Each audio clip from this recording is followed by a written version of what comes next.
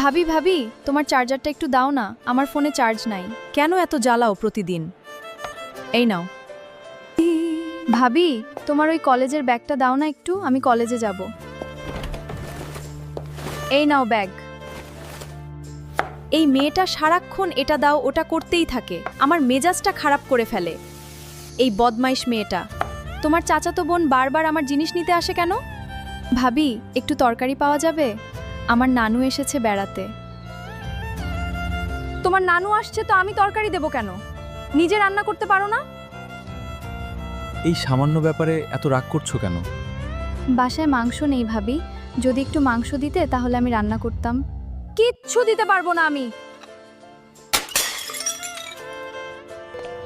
আচ্ছা নাবা, তুমি রিনার সাথে ওরকম করো কেন?